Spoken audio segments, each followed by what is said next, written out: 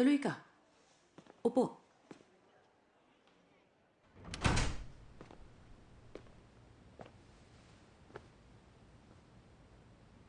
Mukhang may mahalaga kang sasabihin. Mahalaga nga, madam.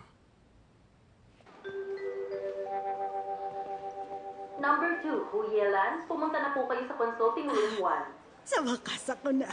Oo, andyan na. Hello sa inyo, Doc. Admission cert nyo. Ipakita nyo para ma-admit kayo. Pati tong certificate nakahanda na. Ay, hindi ko alam kung paano kita pasasalamatan. Hindi na po yan kailangan. Nasa proseso po yan. Hindi. Dahil alam ko, kapag nahanap kita, wala nang bagay ang magiging mahirap gawin.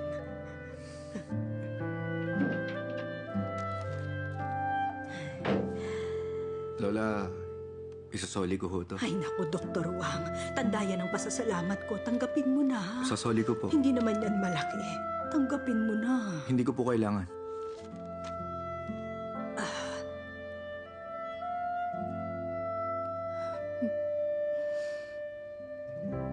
Dr. Wang. Bakit ho? May mali po ba sa admission cert? Walang mali. Naisip ko lang na mahirap kasi itong makuha. Gusto kong titigang maigi. Pagmamasdan ko to. Salamat. Salamat po, Dr. Wang. Salamat talaga, Dr. Wang.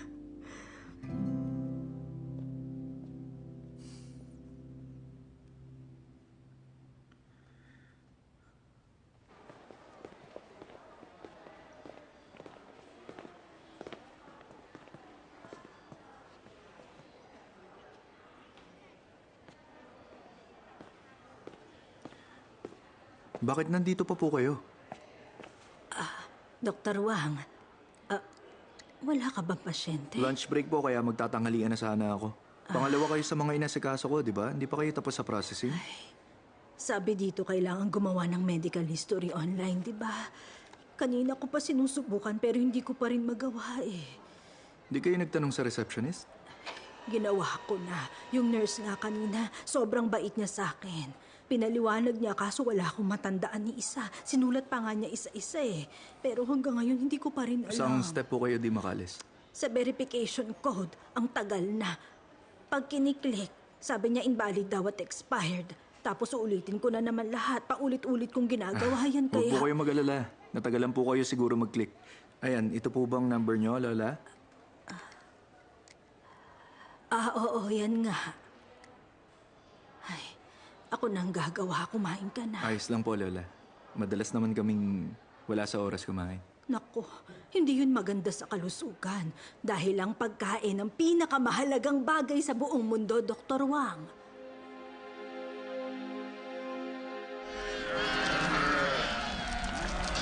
Wang Yangming, natalo ka na naman. Sabi mo manlilibre ka. Uy, sabi ni Papa, may masarap daw na hotpot dito na tupa. Ay, nalakain natin. Sa kapunta. Gusto ka? Talo ka kaya manlilibre ka. O sumira sa pangalan mo. Hindi kayo mabiro. Yangming! Kumusta, Lola? Nakauwi ka na! Aba! Lola, kakatapos lang namin maglaro. Kakain kami sa labas. Hindi ka kakain sa bahay? Akala ko gusto mo ng empanada, kaya gumawa ko nun para sa'yo eh. Pinagluto pa kita ng sinabawang tupa. Gusto po nilang kainin, hotpot po. O siya. Huwag na nga. Di bali na. Mauna na kayo sa akin. Sa susunod na lang ako sasama. Nangako ka manlilibre ka. Kailangan kasama ka. Next time na nga lang ako manlilibre. Ay, sige na, sige na. Susunod na si Yang Ming. Eto, Apo. Kunin mo to, ha? Nangako kang malilibre ka. Tapos hindi ka pupunta? Ano ka ba? Sumama ka na sa kanila, ha? Kapag hindi ka nabusog, may empanada at sinabawang tupa pa sa bahay. Ipagtitira kita, ha? Alis na. Lola naman. Sige na. Huwag na nga lang. Total, hotpot lang naman yun eh. Mas masarap pa rin ang empanada at sabaw na lutong bahay. Aba, syempre naman. Libre ni Lola ang pagkain ngayon. Sa susunod, ikaw naman ha. Oo na. Lola, Oh, pwede bang makahingi din ng empanada? syempre pwede. Mabubusog kayo sa empanada ko, ha? Dali, pumasok na kayong lahat. Tutulong na Pasok po kami. Tulong din po Oh, ako, sige Lola. na.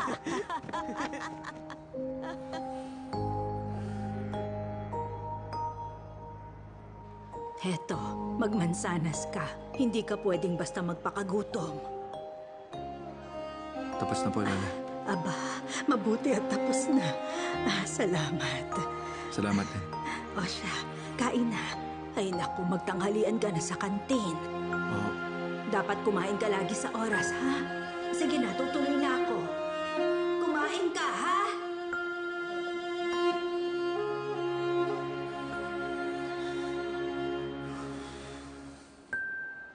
Pareho sila ni Lola.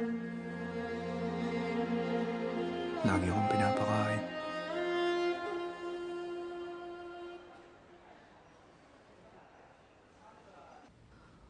Matagal na may diabetes. Mahina din na blood vessels. Hindi naman mahirap gawin yung surgery, kaya lang delikado eh. Poor kidney, high creatinine. Tapos matanda na siya. High risk of bleeding. Konti lang ang tatanggap niyan. Nagka-acute ischemia din siya noong nakaraan. Ang chance ng heart attack, lalong tumaas. Kaya dapat operahan agad. Confident ka? Aba, mukhang busy kayo ah.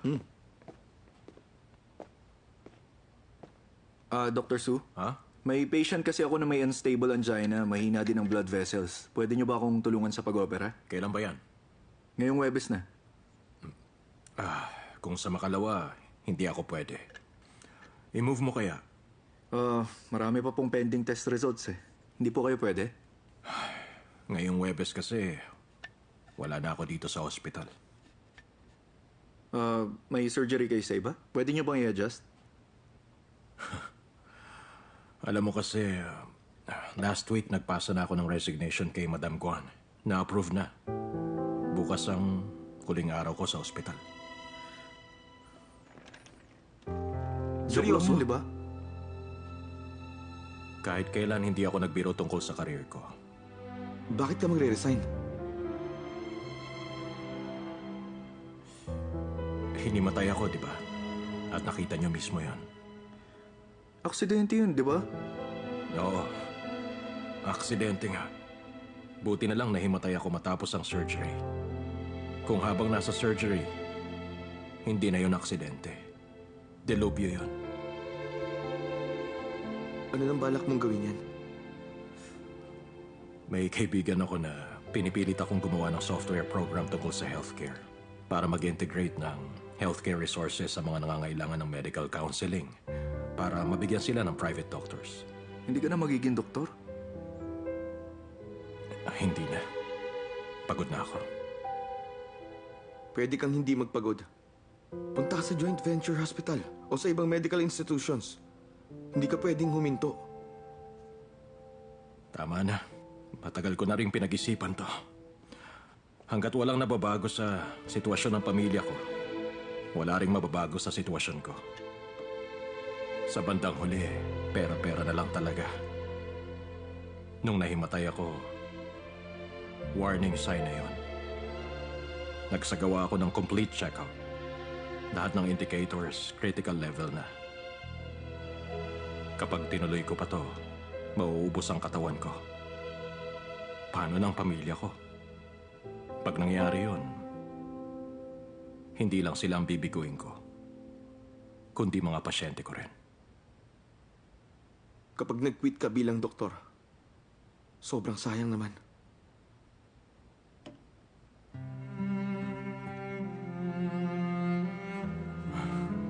Di ba kayong dalawa, doktor pa rin naman? Anumang skills ang meron ako, natutunan nyo sa abot ng kaya nyo. Pero sayang nga, akala ko kasi makakatrabaho ko pa kayo ng matagal. I'm sorry. Dr. Su. Ano eh, ayaw namin umalis kayo. Pag wala na kayo, ang 4 elites ng ER, madidisband na.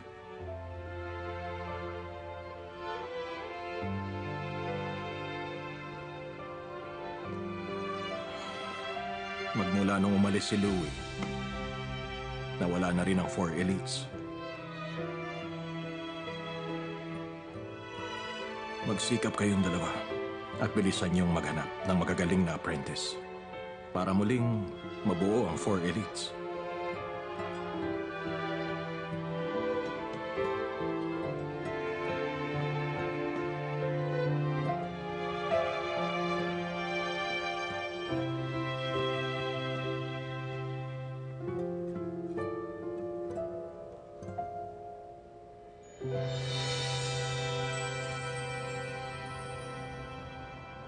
Okay, papasok na si Papa, anak. Huwag ka magpasaway kay Mama, ha? Ngayong araw, uuwi na ng mas maaga si Papa. Uuwi po kayo bago ako matulog? Oo, uuwi ako dito bago ka matulog.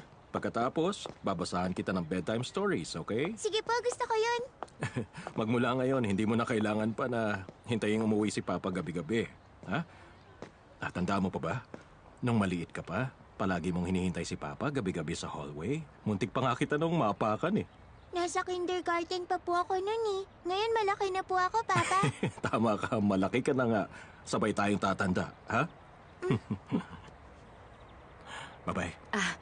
Honey, huwag ka magmadaling umuwi ha. Last day mo naman na. Tapusin mo lahat bago ka umalis. Sige. Paano? Aalis na ako.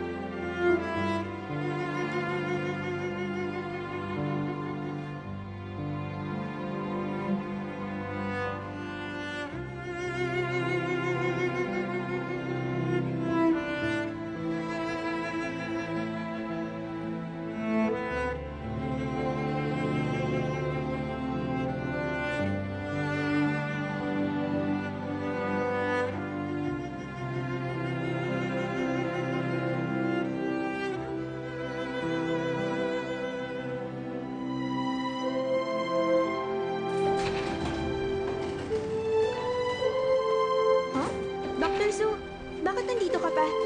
Kailan ang sunod na surgery niyo? Wala nang susunod. Huh? Huling araw ko na ngayon.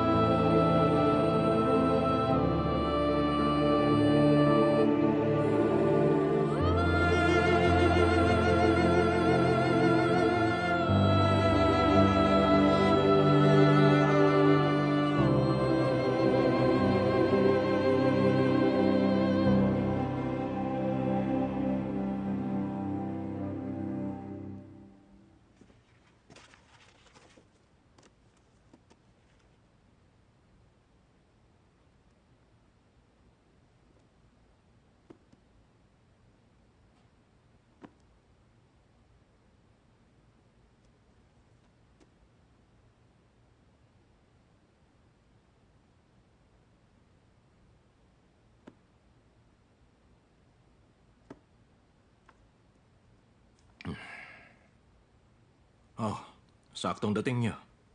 Wala akong balak dalhin ang mga librong yan. May annotations ako sa ilan sa mga yan. Mga natutunan ko sa ilang taon. Baka makatulong sa inyo.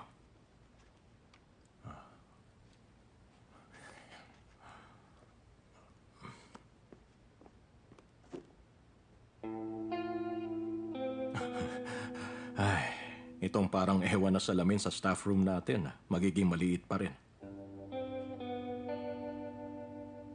Dr. Su, Huh? kukunan ko kayo ng picture. Okay. Sige. Sandali lang. Ayan, sige. Ayan, gandaan mong kuha, ha?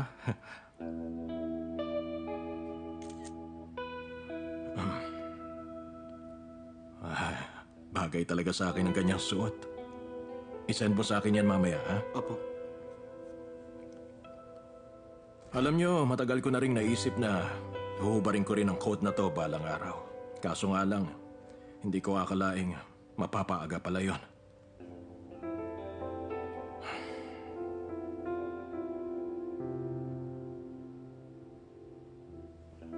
Kailangan yung matutunang alagaan ang sarili nyo. Huwag niyong kakalimutan na kumain sa oras. Kumain ka ba sa oras? Oo nga, tama. Alam kong wala ako sa posisyon para pagsabihan kayo eh. Kaya lang, bilang mga doktor, wala tayong routine. Palagi tayong nagtatrabaho ayon sa schedule ng pasyente. Ang pagkain na kinakain natin palagi na lang malamig. Bilang doktor, mas alam natin ang tungkol sa pag-aalaga sa kalusugan. Pero sa bandang huli, tayo ang pinaka nagpapabaya. Tandaan niyo to. Ang mga doktor ay may sense of duty. Ha? Aabuti ng ilang taon bago maging doktor, ha?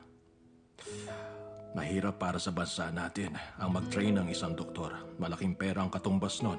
Pagkatapos ng 2 dekada, saka pa lang sila magtatamasa. Kaya huwag kayong susuko basta sa... Dr. Su!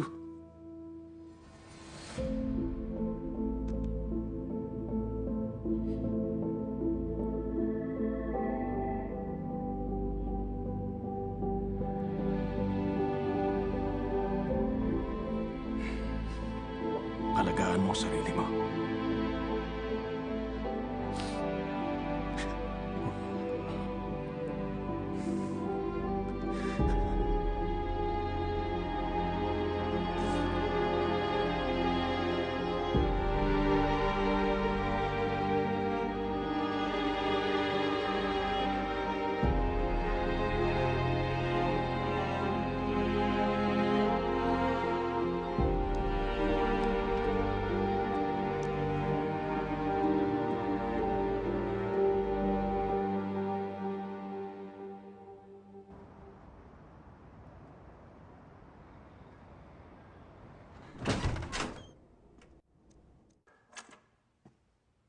Tulog na si Ami.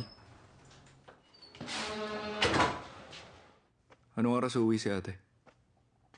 Pupunta daw silang karaoke. Birthday ng kaibigan niya. Magdamaga na yun. Dati, kahit saan pumunta si ate, palagi niya sinasama si Ami. Pero ngayon nandiyan ka na, makakalabas-labas na siya. Ayos. Tungkulin ko naman na bigyan siya ng panahon sa sarili, di ba? Binabasa mo pa rin yung libro? Oo, daming notes ni Dr. Su eh. Laking tulong. Sige, perang pagkatapos ha. Total, hindi ko na mapapakinggan si Dr. Su. Kahit gusto ko. Kung namimiss mo siya, edi tawagan mo.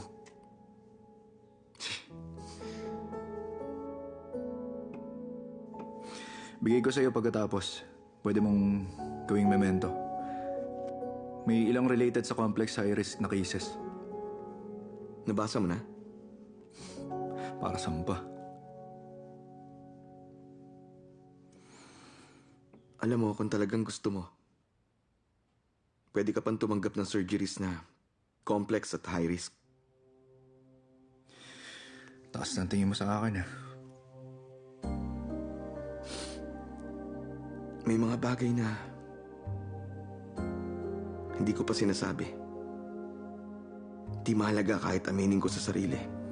Pero ang surgical talents mo, Mas magaling sa akin. Pati ang techniques mo. Kaya mo ang more complex surgeries. Pero pinipili mo lang yung madadali eh. Hindi mo nilulubos ang skills mo. Talaga? Di naman eh. Iniisip mong hindi dahil wala kang pagpapahalaga sa sarili. Kung ipapako mo sarili mo sa simpleng trabaho, lilimitahan mo lang ang sarili mo. Ikaw din mismo ang pumipigil sa sarili mo para maging mas magaling na doktor ka. Maging magaling na doktor. Importante ba yun? Oo naman. Mula nung araw na sabay tayong pumasok sa ospital, determinado ka na maging pinakamagaling na doktor. At para lang magawa mo yon, puso at kaluluwa mo na ang ibinuhos mo dito. Natatakot ako na kapag nawalan ka ng sigla, mawawalan ka na rin ng kumpiyansa sa sarili at saka sa trabaho at buhay mo. Okay naman yun eh. Noon kasi, bata pa ako. Pag bata pa, marami kang gusto. Walang pahinga. Actually, kapag hindi ka masyado nag-isip, kaunti lang ang problema. Eh, kumusta ka naman ngayon? Okay naman. Eh, bakit kaya naiisip kong magmula na maghiwalay kay ni Mang Jiaoyang? Hindi ka nang umiti na kasing saya gaya ng dating ikaw. Ayoko talaga sabihin sa'yo ang mga bagay na to eh. Para ako naninermon eh, baduy nito. Pero nag-aalala ako eh. Natatakot ako na baka hindi ka na maging masaya kahit kailan.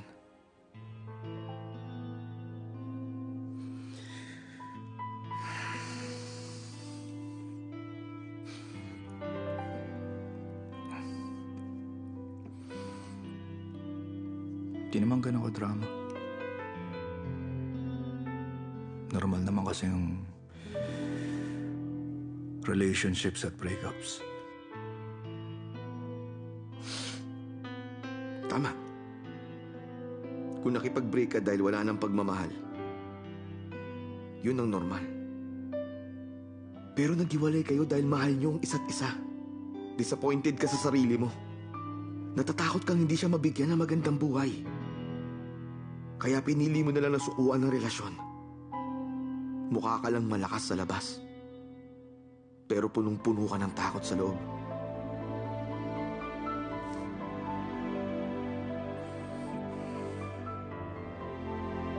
Tapos ka na ba? Kung tapos ka na, nagawa mo ng part mo bilang kaibigan. Change topic na. May isa pa akong sasabihin. Tungkol man sa pakikipag-break kay Mang Jiaoyang o pag-perform ng surgeries, palagi kang magiging ganyan. Puro ka stability. Mas gusto mo pang sumuko kaysa ang sumugal.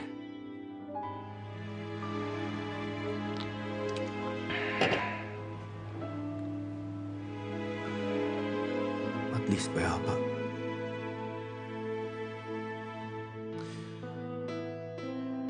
Payapa ka ba talaga?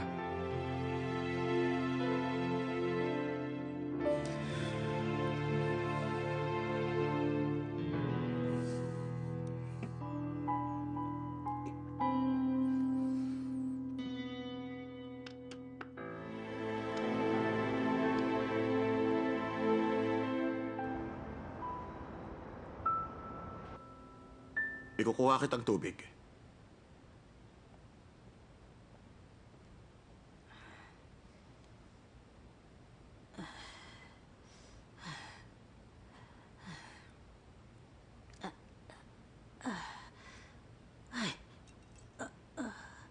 Ako na po. Doktor Wa. Gising na pala kayo. Ayan, mahiga lang po kayo.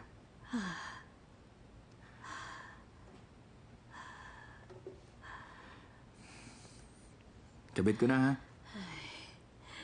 Maalalahanin ka talaga. Okay na po. Ganyan din po si Lola. Nung bata pa po siya, tubig balon ang panlaban niya. Sobrang lamig. Nagka-rheumatoid arthritis siya na. Di maunat yung mga daliri. Kapag may nahuhulog, ako po ang tagapulot. Yung lola mo, napakaswerte naman niya. Meron siyang napakabuting apo na gaya mo. Tapos doktor ka pa sa ospital. Kung ako siya, wala akong ibang gagawin. Kundi ang lumabas lagi at ipagmalaki ka. Sana nga, Lola. Kumusta na pong kondisyon niyo? Masakit ang dibdib ko. Dati-rati, paminsan-minsan lang kung sumakit. Pero ngayon, palagi nang masakit. Lalong sumasakit sa konting kilos ko. Pag ganito lang ang pag-upo ko. Hanggat maaari, huwag po kayong kumilos. Kapag may kailangan kayo, tawag kayong nurse. Dr. Wang, pagka-opera ko, ang dibdib ko, bubuti na ang pakiramdam, hindi ba? Huwag po kayong mag-alala. Pagkatapos ng surgery, mawawala na mga sintomas. Aba, salamat. Mabuti kung ganun nga. Maraming salamat talaga. Dr. Wang, napakabait mo. Para kang isang santo. Salamat.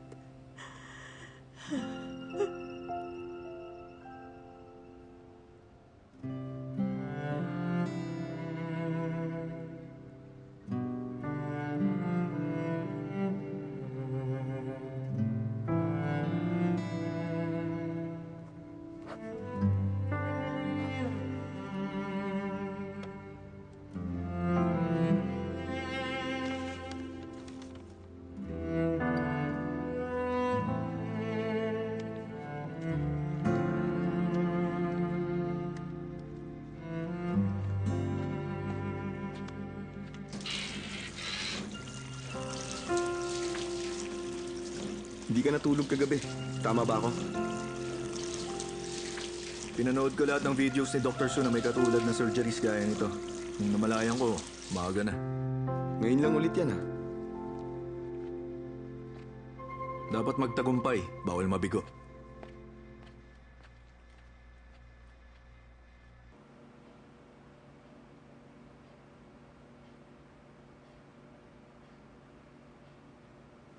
Mas malala palang kondisyon ng blood vessels niya. Ayan. May severe stenosis sa distal end ng vessel. Malinaw. Kitang-kita. At calcification, kaya mas mabagal ang blood flow. Second degree AV block. Kapag hindi naayos to, magkakaroon pa rin ng pagbabara kahit matapos to. Anong balak mong gawin? Excimer laser.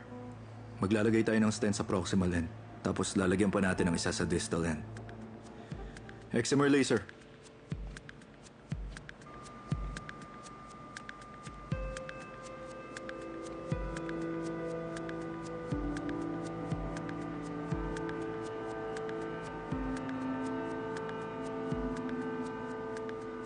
Ayos. Bukas ng proximal end. Ang challenge na lang ngayon, ang distal end. Kaya mo yung gawin.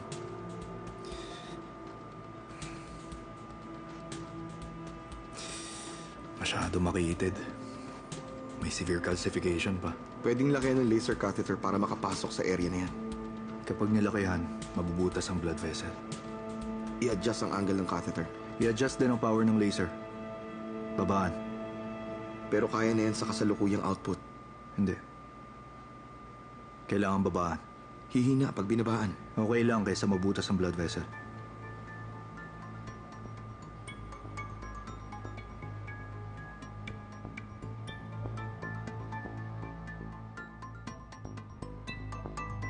Wang Yangming! Bakit ka natutulala? Wang Yangming! Ayusin mo sarili mo! Blood transfusion!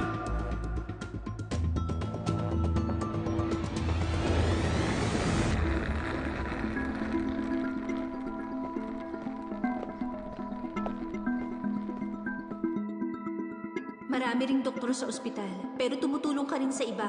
Tungkulin mo yun para magligtas ng buhay. Yung ganong passion na nagpapasaya sa buhay. Sinabi mo yun, di ba? Tama. Sinabi ko. Nung marinig ko sa'yo yun, akala ko pareho tayo. Pero ngayon, di ka na tulad ng dati. Alis dyan. Bakit tulala ka?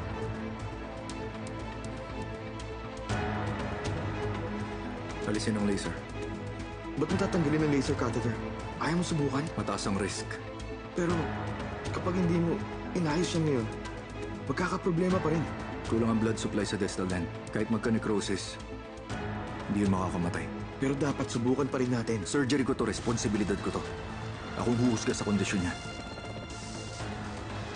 Ihanda ang stent para sa proximal end.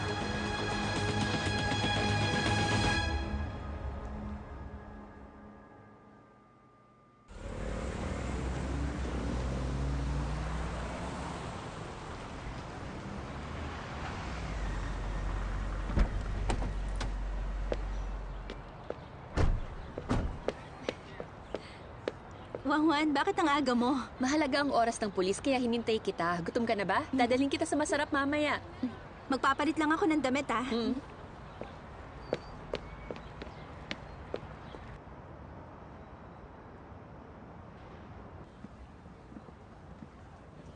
Ay, grabe, busog na busog ako.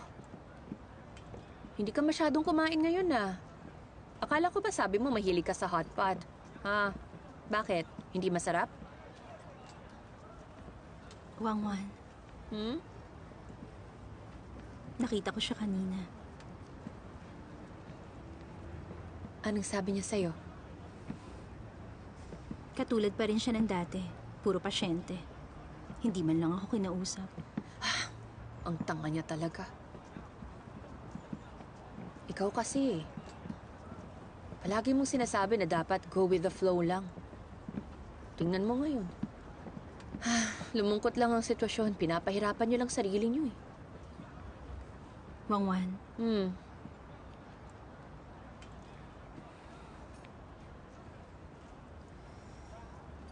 nararamdaman mo ba ang tibok ng puso ko?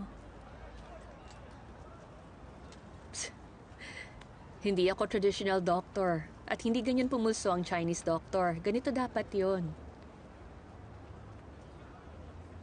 Pero kami ni Wang Yangming, kapag magkahawak ng ganito, ramdam namin ang tibok ng isa't isa.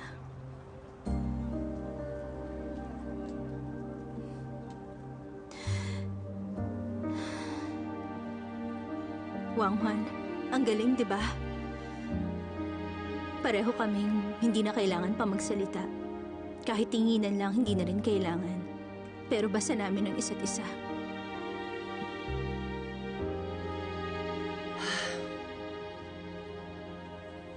Alam ko ang feeling na yan. Kapag may tao ng laman ng puso mo, wala nang puwang para sa iba. Oo. Kapag hindi ko siya makita, namimiss ko siya.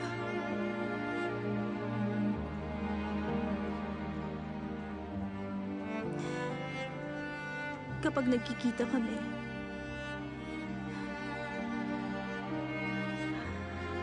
sumasakit dito.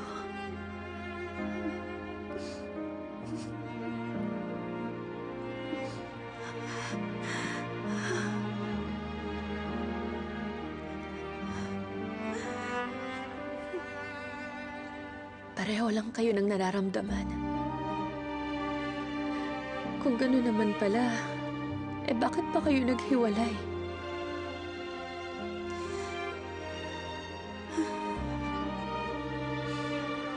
Kilala na namin ang isa't isa. Hindi namin matutulungan ang isa't isa na mag-improve. Kaya bibitiw na lang.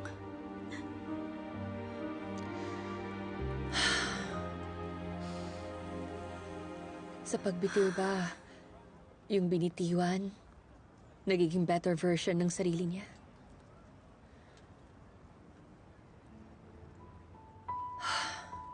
Isang taon na mula nang Si Wang Yangming, maging Associate Chief Physician.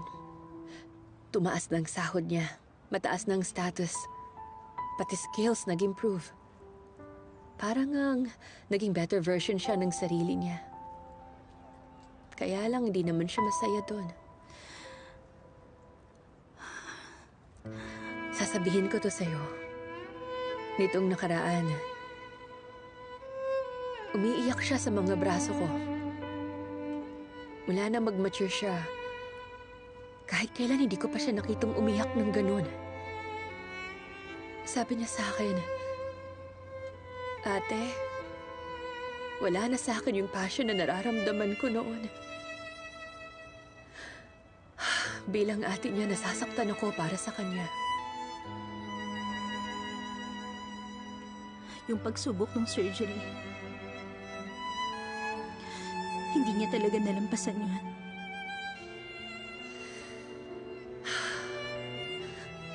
Akala nating lahat nalampasan na yung pagsubok na yun, pero hindi yun totoo. Kailan ko lang na-realize. Ngayon, tumatanggap na lang siya ng surgeries na mababa ang risk at yung matataas ang success rates. Kahit nga konti lang ang risk, iiwasan niya pa rin. Pero nung una siyang nag-aral ng medicine, ang sabi niya, "Ate, magiging pinakamagaling na doktor ako. Gagamutin kong pinakamalalang sakit. Gusto kong magligtas." Puso ang gamot sa pusong nahihirapan. Pero alam ko na hindi ako yung gamot.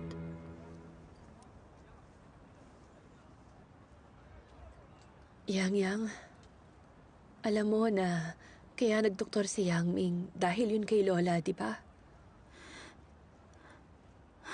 Narinig ko nga yan sa classmate niya na nagpatingin sa kanya noon eh. Si Shi. Si Shi, kalahati lang ng kwento ang alam niya.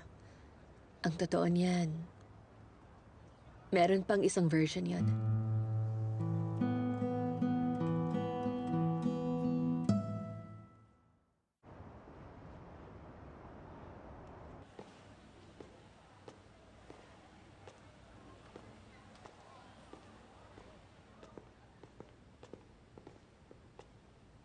Dr. Wang. Kumusta pong pakiramdam niyo? Mas maigi na ngayon. Kahit paghinga, hindi na ako hirap. May lakas na rin ako para magsalita. Ngayon na lang uli ako nakaramdam ng ginhawa. Huwag mong malikot. Sumasakit pa rin ho ba? Konti na lang. Ang totoo, pagkatapos ng operasyon ko, sumakit ng isang beses. Pero nawala na rin ang sakit kalaunan. Ang gagaling niyo talagang mga doktor. May kailangan ho akong sabihin. May 2 blood vessel kayo na may severe stenosis. Ang balak sana namin, lagyan kayo ng 2 stents. Kaya lang ang distal end, may high risk of bleeding. Kaya isa lang po nalagay namin. Kung posibleng maglagay ng 2 stents, ang paggaling nyo, mas bubuti sana. Ay, maganda na rin yung nangyari. Dr. Wang, maupo ka. Sige na. Ay, tatapatin na kita. Nung hinintay kita sa labas ng ospital nung isang araw, ipinamigay ko na kahit nga alaga akong pusa. Naisip ko, kapag hindi na kita nakita pang muli, konti na lang ang nalalabi kong araw. Salamat sa ginawa mo ngayon. Binigyan mo pa ng ilang taon para mabuhay ang matandang gaya ko. Paglabas ko dito sa ospital, babawiin ko yung pusa ko para muli ko siyang maalagaan. Ang saya-saya ko. Sana lang po, nakapaglagay pa po ako ng isa pang stent. Kung pwede lang. Ay, bakit ba ganyan ka na naman? Sapat na ang isang stent para sa akin. Makinig ka sa akin, ha? Ngayon na hindi na masama ang pakiramdam ko, pakiwari ko, mas masigla na ako. Iniisip ko nga na pinagpala ako. Baka dahil sa mga bagay na hindi ako gumawa ng masasama. Hindi. Baka marami akong kabutihan nung nakaraan kong buhay. Kaya nakilala ko ang mahusay na doktor na gaya mo.